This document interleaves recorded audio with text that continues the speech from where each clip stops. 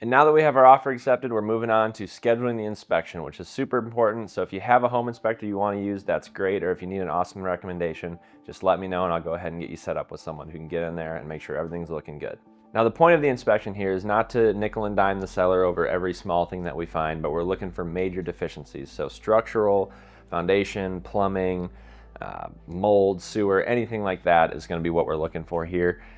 And again, just to make sure that the home is in good condition for you and you're not going to have any major expenses that come up in the near future. Now going into the different kinds of inspections you can do here. So you can just do a basic inspection that's going to cover all your things that you can see and kind of feel. So your roof, your structure, all that good stuff. But you can also do an add-on radon testing, which I'm sure you've heard of radon, but it's a gas that has no smell and can be harmful to you. So just to make sure that's below the levels that we need per the state of Iowa.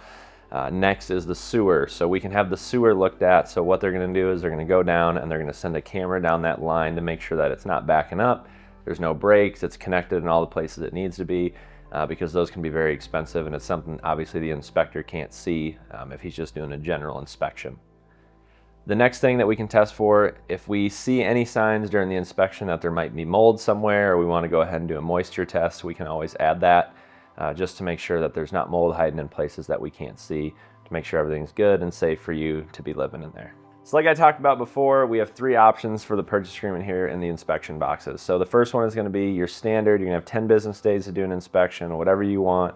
You can have the inspector come in and check, and we can ask for any repairs that we want to make. The other box is going to be you can still do an inspection, but you're not going to be able to ask for anything. So this is good for a scenario if there's 5 to 10 offers or something, or just a handful or whatever it is, just to make sure that you can still get your inspection, but then the seller knows that we're not going to ask for anything. So the deal's going to keep going. It's a little better than just doing a regular inspection in a competitive environment.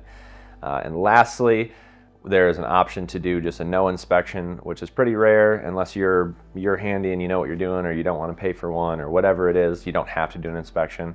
And that's just stating that you're just not going to do inspection or ask for any repairs. So that wraps up the information about the inspection. If you have any questions setting it up or you need any help or anything beyond that, just let me know and I'll go ahead and get you taken care of.